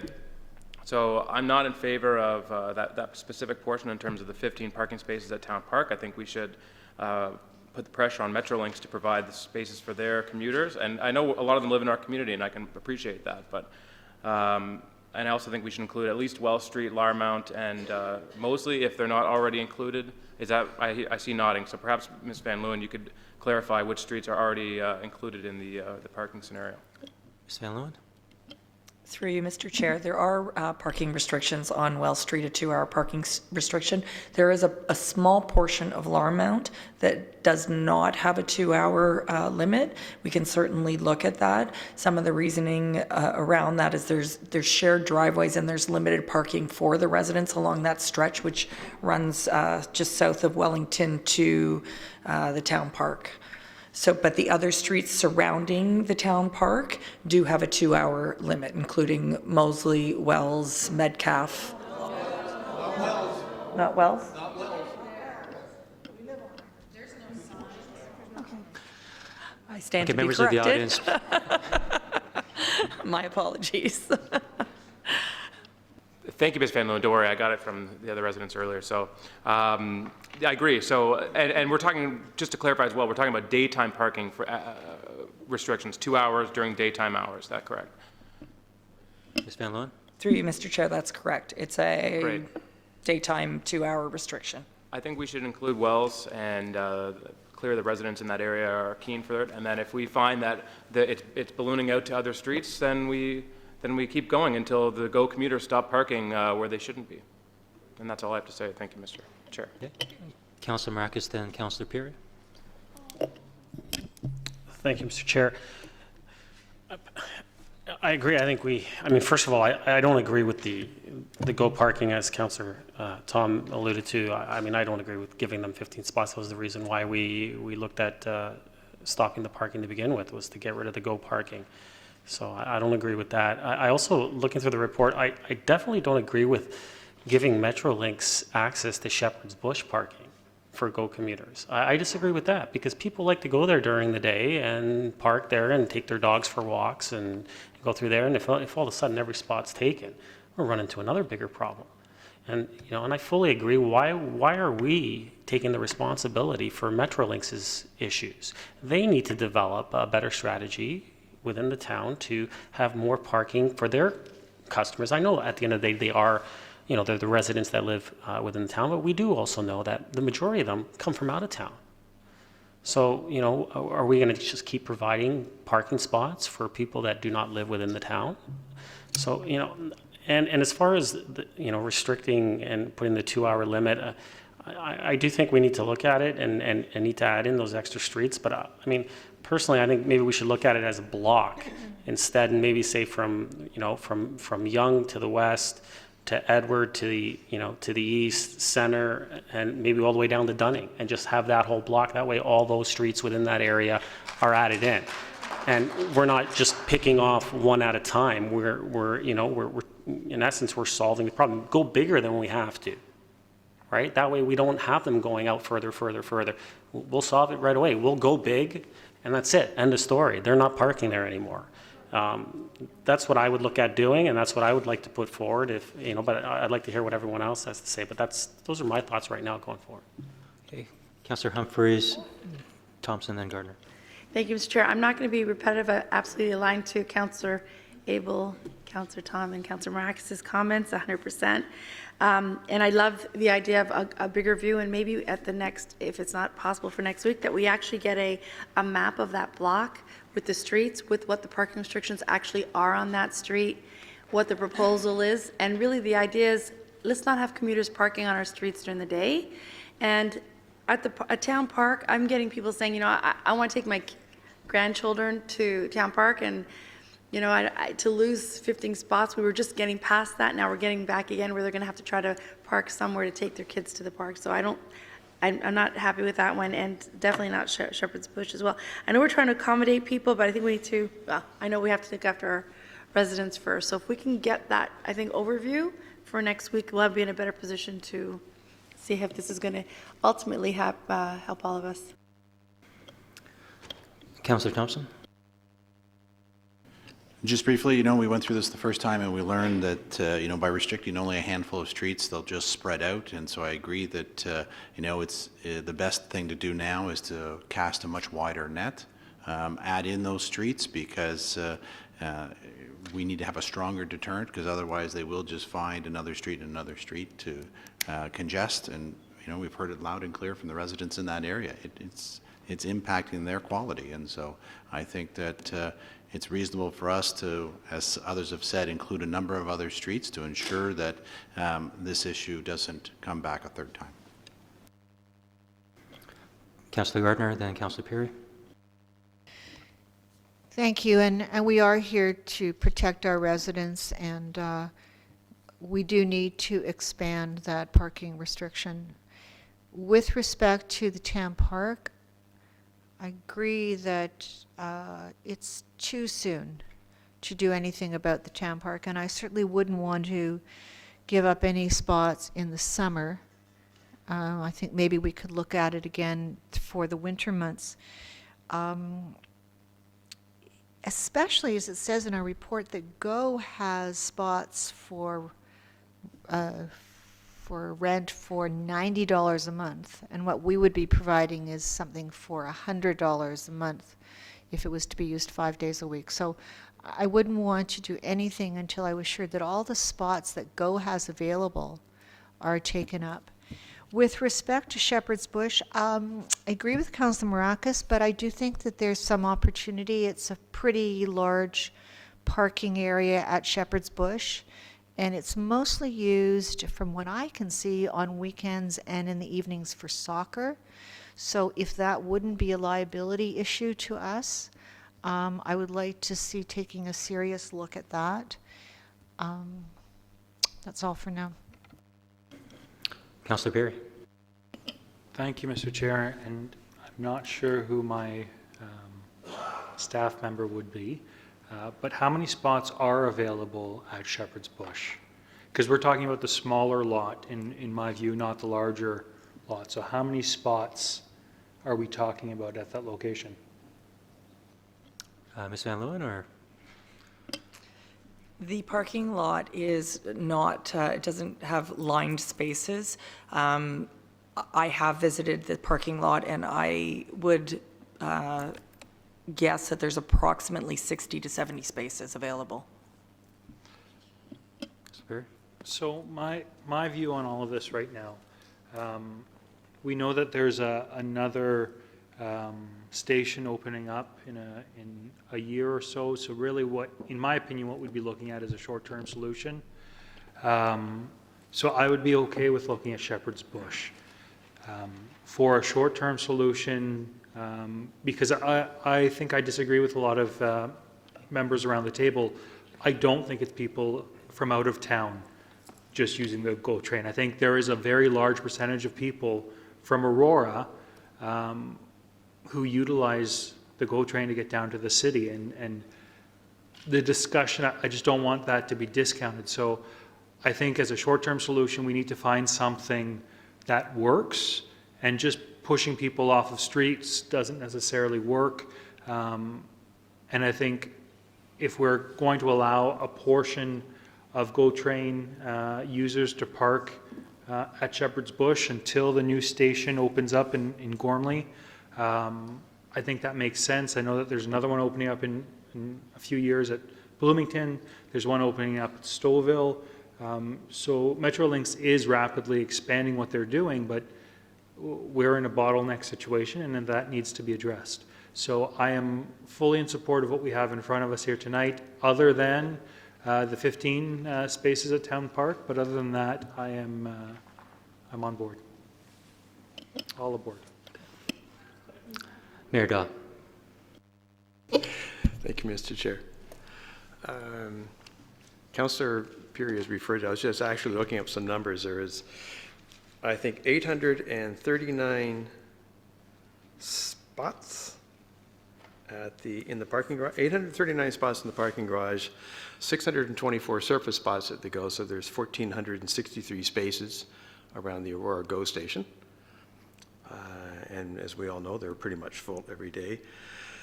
About 50%, if I recall the number, and the CAO can correct me, about 50% of those are reserved spaces. You pay $90 a month to Metrolinx to reserve the space, which is $450 a day. That's a pretty good deal, in my opinion. Councillor Perry referred to the new stations that are going in. There's a parking structure and a station going in at Bloomington and 404, roughly, on the Richmond Hill line, which is supposed to be up by the end of this month, and I know that they're working on that. There's another one at, pardon me, it's going up at 47 and the 404, and then Bloomington and 404 is 2018. The station that Councillor Abel mentioned is actually East Gwillimbury. There is a station in Newmarket at the Tannery, which is equally horrid to get into. It's actually worse to get into and out of, with all due respect to a particular person at this table who might be from Newmarket.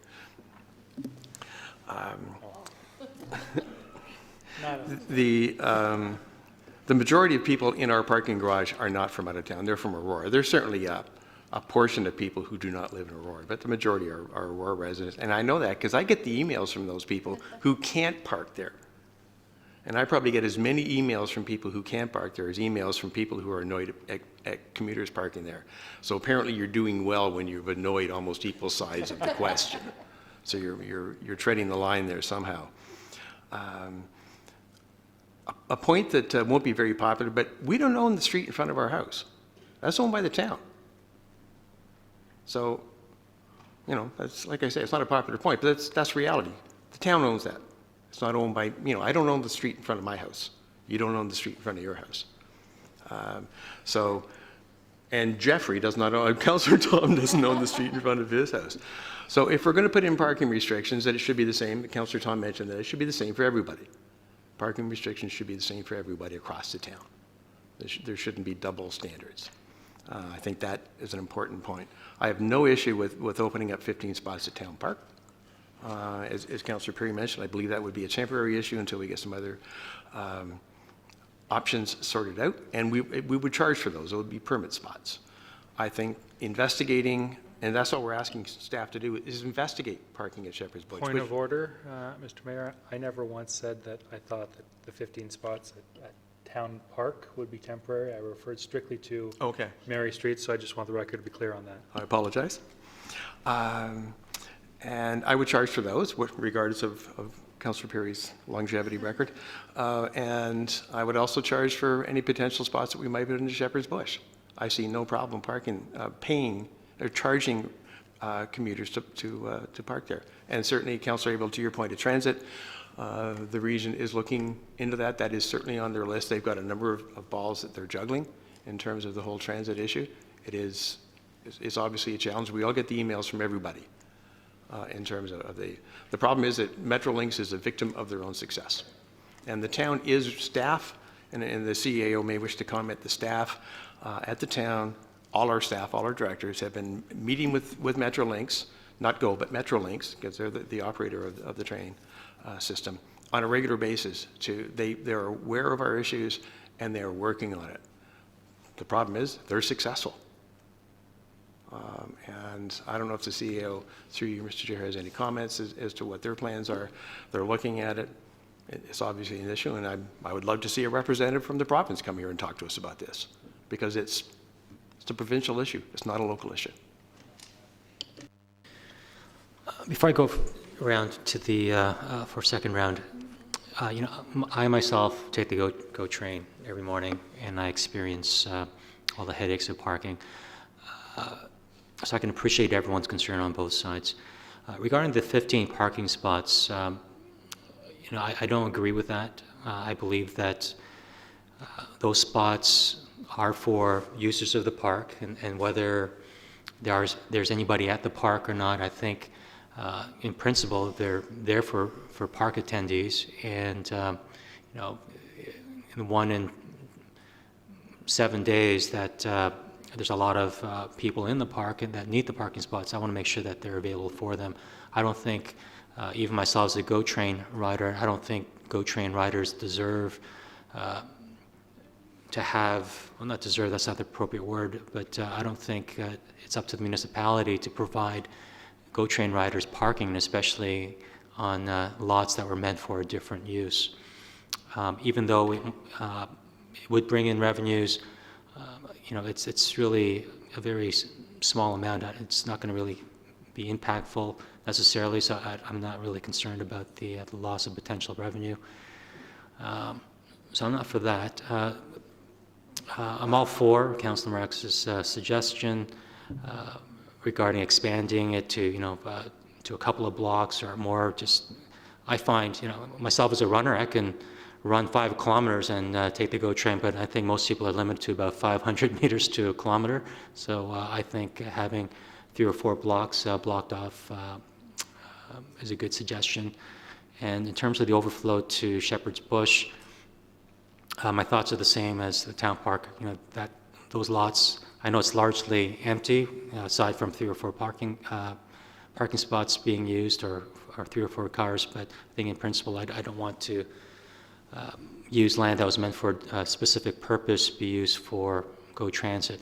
If it's for a temporary time, 6 months, I'm all for it. But I find that with the popularity of Metrolinx, I don't trust their timetable necessarily, so I don't want something that's going to be temporary, starts dragging on. And if we do go towards using those 2 areas, I would like to put a limit to that, a hard stop, whether it be 6 months or whatever appropriate time, but I don't want an indefinite temporary period.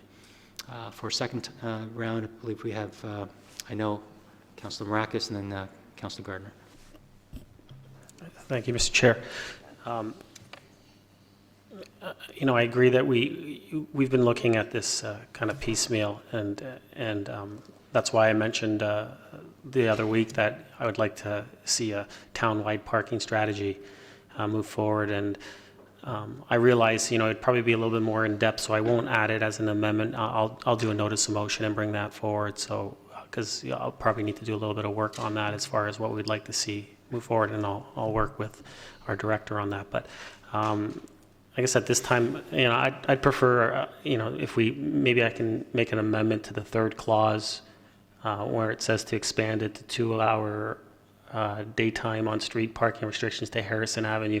I just change it to say parking restrictions from, like I mentioned, from Yonge to the west, to Edward to the east, Dunning to the south. And I don't know if everyone feels comfortable going to Center, but, I would go to Center, but I'd be okay if it went to Wellington. But I'll put it for Center right now and see what everyone says.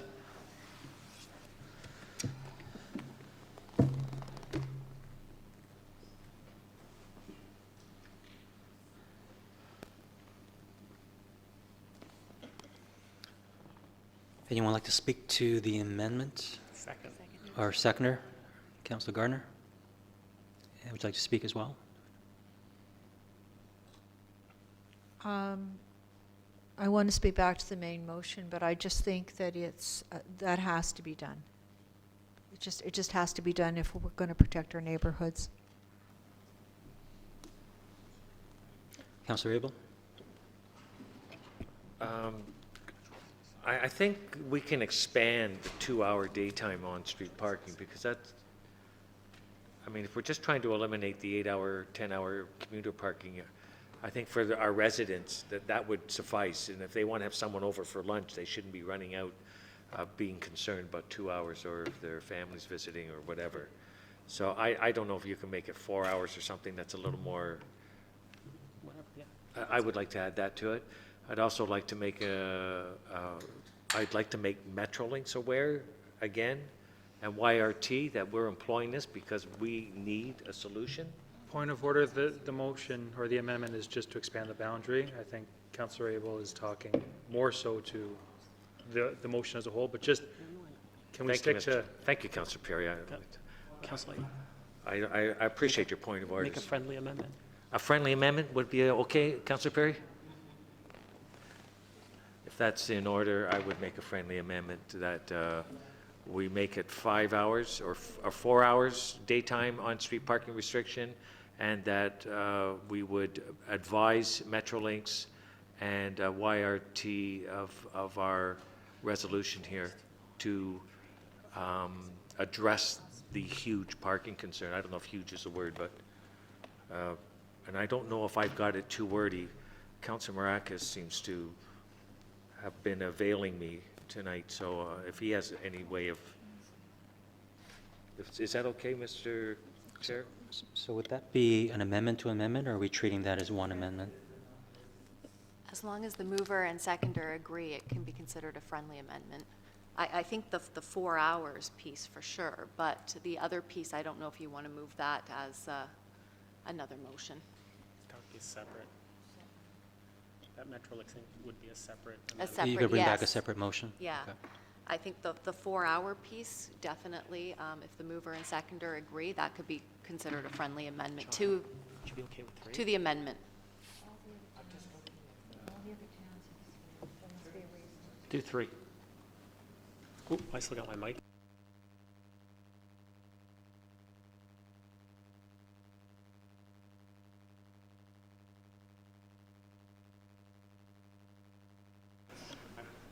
Okay, so we'll change the amendment to, from 4 to 3 hours?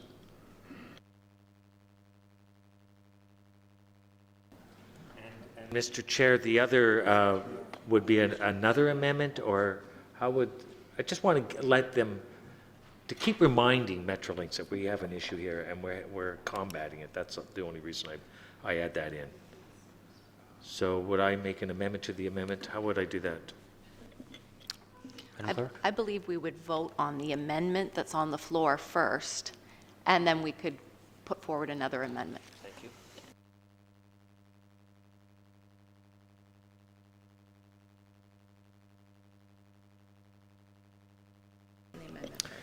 Okay, if there's no comments on the amendment, let's, okay.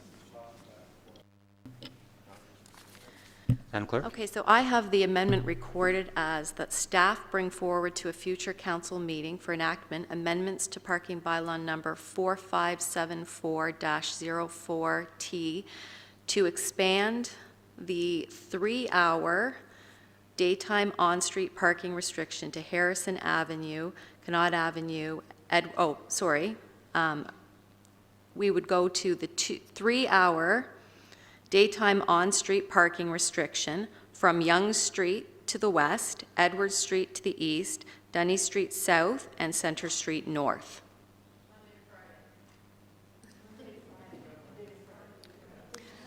I can only take what was put on the floor. Marcus? I believe that it's Monday to Friday already, is it not, through you to Ms. Van Leeuwen? Or would we need to put that in specifically? Through you, Mr. Chair, it'd be helpful if you put that Put it in? specifically, yes, Could thank you. Could I add that to the amendment, please? Clerk?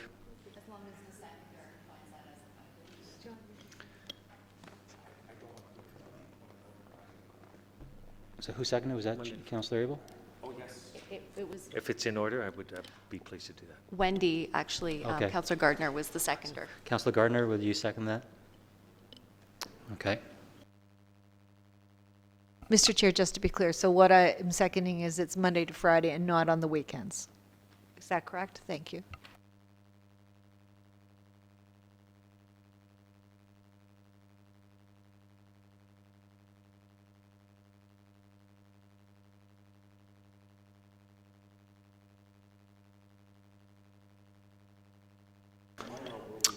Okay, Mr. CAO, you want to comment? Yes, through you, Mr. Chair. In the interest of making this a little less confusing, I think that because you're expanding the 3-hour limit to areas that already have a 2-hour limit, right, that we should probably just amend it a little bit by taking the word expand out, because the expand refers to an expanded territory, the 3 hours refers to the entire territory. So I would suggest, if everybody's okay with it, that you take the word expand out so that amendments to the parking bylaw to define a 3-hour daytime on-street parking restriction to the area defined by 4 streets from Monday to Friday. Okay?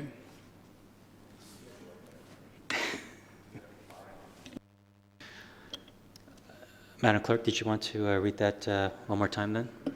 No? Okay, everyone understands? Okay, all in favor of the amendment? Opposed? That passes.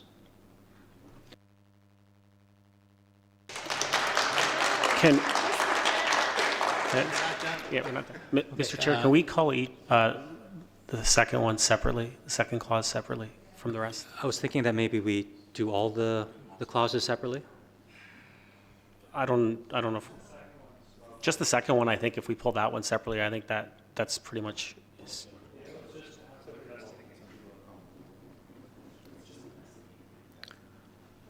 So, all separately?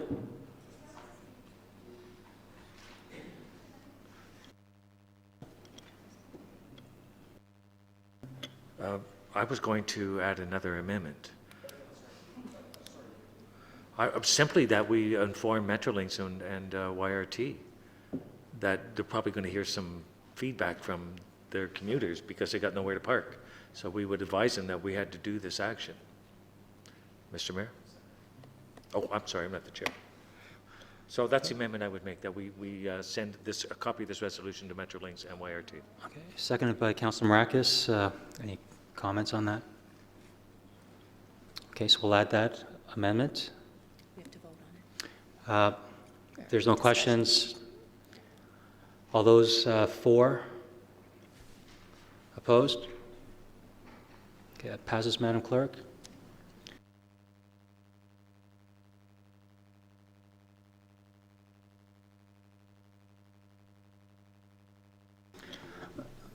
So what's the recommendation in terms of, are we going to vote on these clause by clause? Number 2?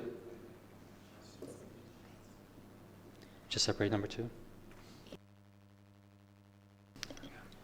Councilor Gardner? Thank you, Mr. Chair. I don't believe I've spoken to the main motion.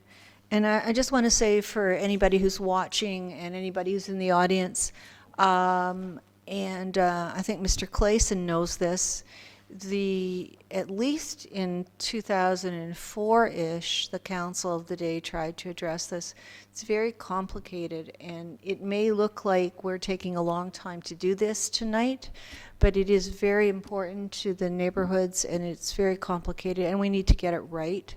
So the other thing I wanted to say was that, also, when this comes back through you, Mr.